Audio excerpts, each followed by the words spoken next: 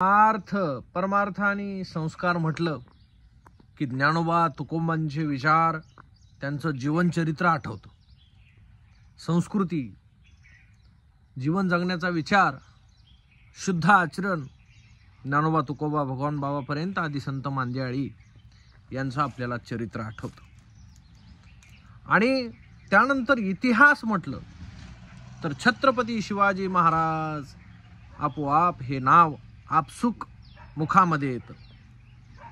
इतिहास फक्त शिवाजी महाराजांच्या जीवनामध्ये एकमेव स्वराज्यासाठी छत्रपती संभाजी महाराजांनी आपल्या जीवाची बाजी केली.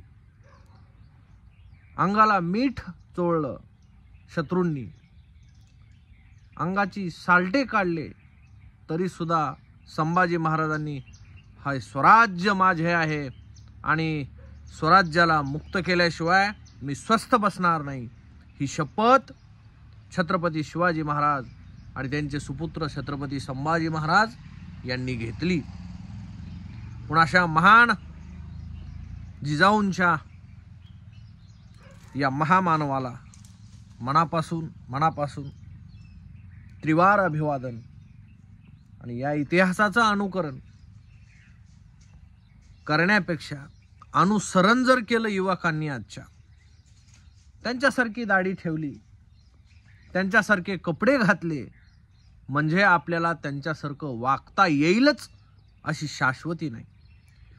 परंतु हे सगळं काही न करताही आपल्याला त्यांचे विचार वागण्यामधून, चांगलं बोलण्यामधून, परस्त्रिया सदा बहिणी माया मानून आपल्याला छत्रपती शिवाजी महाराज हे आपल्या हृदयामध्ये साठवता येतील.